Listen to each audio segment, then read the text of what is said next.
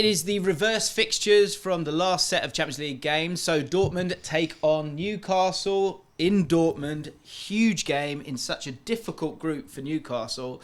After the excitement of that PSG victory at home, obviously they were hoping to sort of do back-to-back wins, give themselves a big chance, because I think the overall feeling is that Newcastle are going to get the bulk of their points at home. So how much of a disappointing defeat was that in what was a really tight game? Well, if you watch the first game, Newcastle blew PSG away. So the assumption would have been Dortmund come here, who are much lesser of a team, they'll blow them away as well. It was quite a surprising game, actually. I think Newcastle were very unlucky not to win.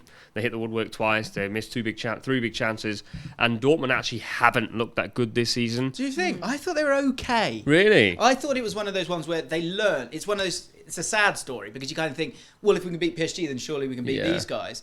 But I think the difference was the sort of the pattern of play from Dortmund was a bit calmer. I thought they were ready for what was to come more so than PSG, who I think were a little bit naive against them. But you're right, in the second half, I think at one point I was worried and thought, oh, okay, Newcastle as a team kind of getting found out a little bit. Have they got enough energy to get past teams? Or is it just energy that they've got? And they did create a solid amount of stuff in the second half. Oh, I think also the fascinating thing is Dortmund are used to that type of atmosphere. Like their home ground is a cauldron every single time. So in the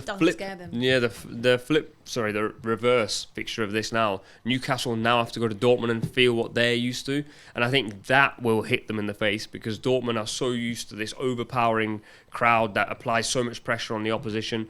What will be interesting is Dortmund will be definitely more high energy. At St James's, they sort of, as you just said there, James, they were a little more relaxed, a little bit more reserved. Didn't just go, boom, let's go gung-ho. I think at home they'll do that, which could suit Newcastle, because Newcastle are very dangerous on the counter-attack. But then Newcastle have all these injuries. So that will play a contributing factor as well.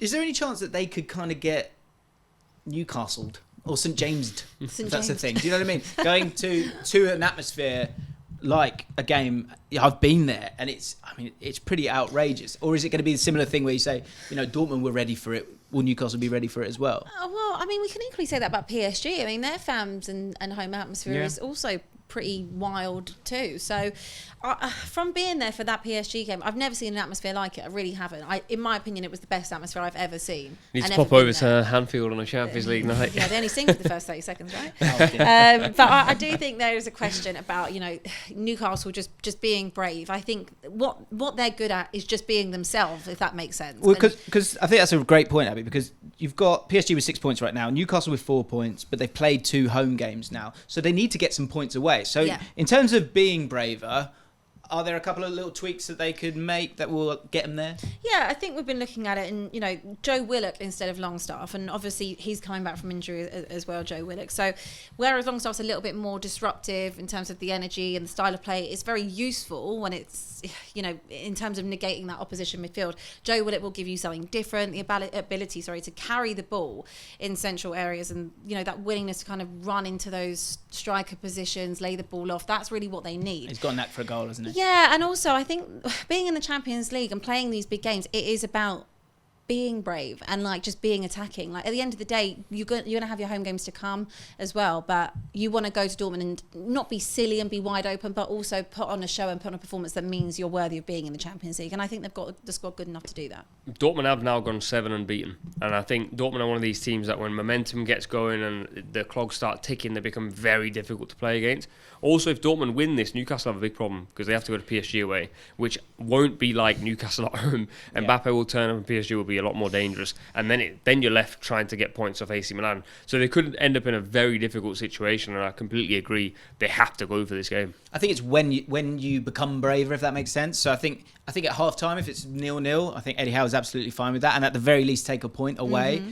I think the options that he has now, you could suggest that he's probably got if you're talking about 2 right backs, he's probably got the 2 best right backs, pound for pound in the league in Livramento and Trippier. Trippier's crucial for Newcastle, but Livramento's so different that is an option. I don't see Livramento getting involved in this one. But on the other side, if you want to get Lewis Hall involved, again, someone who scored a goal in midweek, who's got a bit more attacking flair, and Willock, I think, off the bench in the second half, I think that's the more sort of sensible way of maybe getting yourself over the line and get yourself a victory, which would put them in an incredible position for a home game against AC Milan at some stage, which is going to be That one's going to be loud. That'll be a good one. Prediction time then.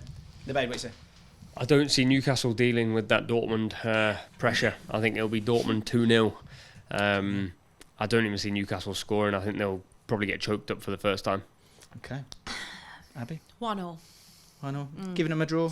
Yeah, I'm giving them a draw. I think we just don't need to sleep on Newcastle. They've also got a great record at home this season. I know that we're going away, but I still think that momentum and when it really matters, I do think they can do it. I back them. I don't want to, but I do think, like, Marlon missed some big chances in the first 15 minutes of that game. It could have been out of sight a lot quicker. And I think they kind of know what they're doing. The sort of savviness of Dortmund, especially at home, I think could be a little bit too much. I'm going to give it to Dortmund. I don't really want to. 2-1 to Borussia Dortmund. What do you guys think? Let us know in the comments down below.